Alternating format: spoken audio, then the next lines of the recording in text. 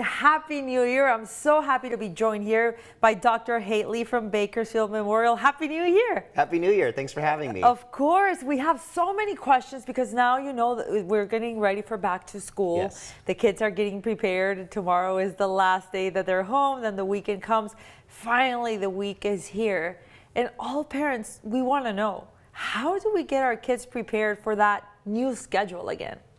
The most important thing to keep in mind when getting back into any sort of new routine is what is the routine going to be, and kind of establishing that routine. If it hasn't been established already in the home, at least maybe a few weeks ahead or a few days ahead of actually going back to school, so that the kids get used to, okay, this is my bedtime, this is what I'm going to do ahead of time. And the idea of a routine at bedtime can start with, okay, 5-10 minutes, kids, start to get ready, and then you're going to brush your teeth, make your bed, go get your pajamas on, that sort of thing, and making sure that kids have kind of like expectations, more or less, kind of like a sequence of events of what that routine is going to be like. That kind of helps them get back into the swing of things. So you think that now, like for example, we should try to get them to bed early Friday and the weekend, and then so that they can go to school. Does writing this down help? Because I've noticed with my 12-year-old sometimes he's very, you know, he likes to help out and he loves to be around, but he gets kind of hyper at night, where he starts giggling and laughing, and that's when he wants to be up, and I'm like, it's bedtime,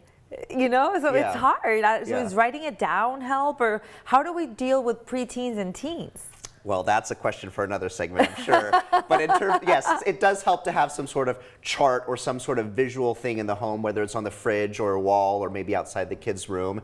And one of the most important things, especially for that age group, is screen time. And so the American Academy of Pediatrics recommends not doing any screen time 2 hours ahead of actually going to bed. And so that's kind of the first inkling for the kids in their routine of, okay, now it's time to start getting ready for bed, put the phones and the tablets away, etc. And it's amazing that you say that, because even us as adults, we I don't know. realize how we're bored and, oh, let me just check my phone. Yeah. That is the worst thing you can do. There's the blue light that's emitting from the phone, and then Yes. your brain is still processing all these images. So that is great. It Yeah. really is.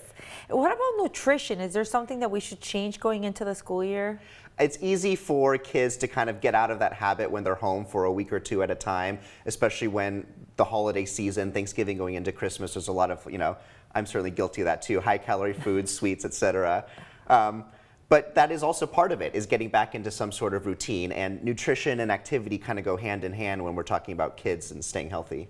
So you know what I've tried to do now with my 5-year-old is he doesn't really like to eat different foods. He has Sure. sensory sensitivity. So all he likes to eat is pizza.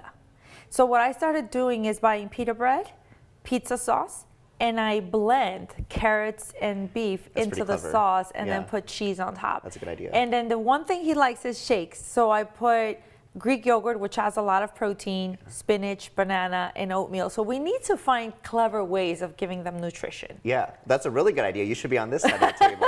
But I mean, those are great. I mean, that's kind of the similar recommendations that I give to parents. You know, I'm a hospitalist, so I'm in the hospital setting rather than the clinic setting. But we end up talking about this sort of thing with parents all the time. And smoothies and shakes, so those are great ways to, you know, hide vegetables and healthier And foods. liquid vitamins. That too, or protein powder too. It can also be for kids because that has high protein and good fats and other nutrients as well. We need a 30-minute show, Dr. Haley.